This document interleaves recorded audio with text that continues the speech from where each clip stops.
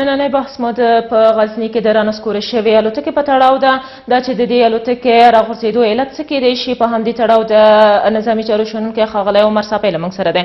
صافی صاحب تاسو ته ښه راغلاست وایم. تشکر، مننه ستاسو. صافی صاحب په غزني کې د رانسکورې شوې الوتکې په تړاو مختلف نظریات دي. ځینې وایي چې بیړنۍ ناسته یې کړې او طالبان بیا وایي چې موږ ویشتې ده.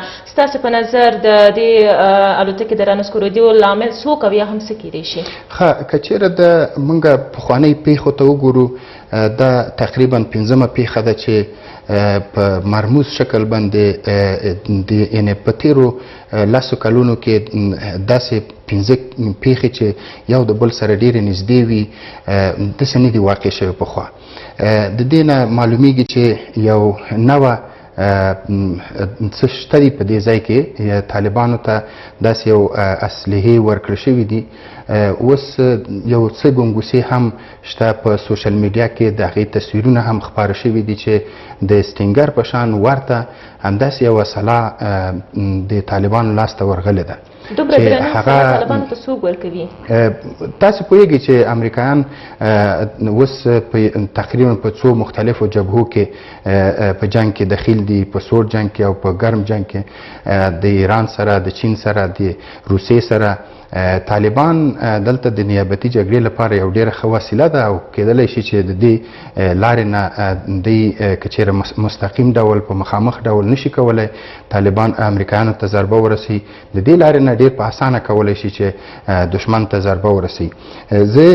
زما په اند دلته دوه خبرې ډېرې مهمې دي. که چېرې تاسو د تصویر د طیارې ته وګورئ، طیارې اضطراري ناسته کړې، خو اضطراري ناسته هم په دې معنا نه ده چې تخنیکي عوارض به وي. که تخنیکي عوارض وای، چون دوی د ګردیز ته تقریبا په 100 کیلومتري کې دي، ډېر اسانه ده یو هوایي یو طیارې ته چې ځان هغه میدان ته د اقل یو مسونې سیمې ته ورسوي که تخنیکي عوارض وای.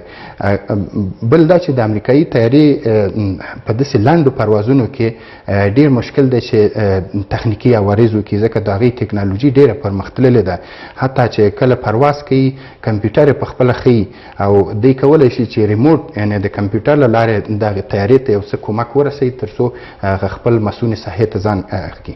د دې نه معلومیږي چې دا طیاره وشتل شوې ده، خو په ډېر کاري ځای کې نه ده وشتل شوې، داسې ځای کې وشتل شوې ده چې د راکټ په داسې یو منطقه لګېدلی چې طیارې په اضطراري شکل ناسته کړې، ولې په خپل کنټرول کې نه، په یو داسې ځای کې چې د طالب په سیمه کې.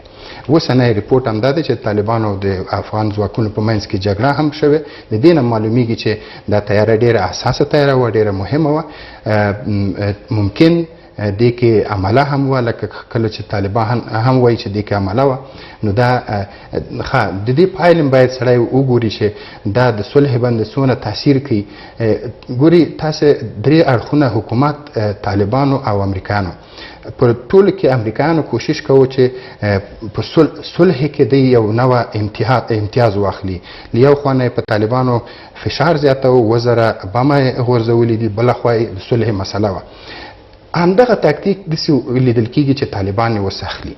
یعنې طالبان هم کوشش کړی چې روس، ایران، چین ته لاس اوږد کړي او د هغې نه داسې وسایل واخلي چې دا یو نوه فشار یې په امریکایانو چې امریکایان بې قید و شرطه صلح ته غاړه کیږي.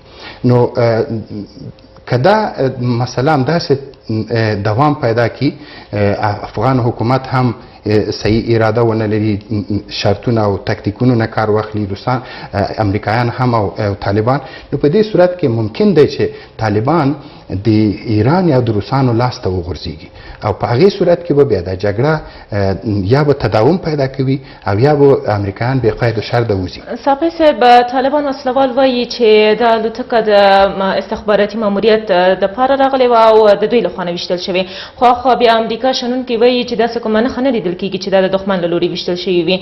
که دلته دا طالبانو نه وي ویشتلي او فکر نه کوئ چې د افغانستان محور به په خطر کې وي، ځکه چې هلته امریکا له ایران سره هم ستونزې لري، څه فکر کوئ چې دا الوتکه د ایران له لورې ویشتل شوي وي، نو دلته به د افغانستان دپاره څه ستونزې رامنځته کړي؟ داسې دی چې د افغانستان کې د امریکا فضایي سیستم یا رادار ډېر زیات منظم او مجهز دی.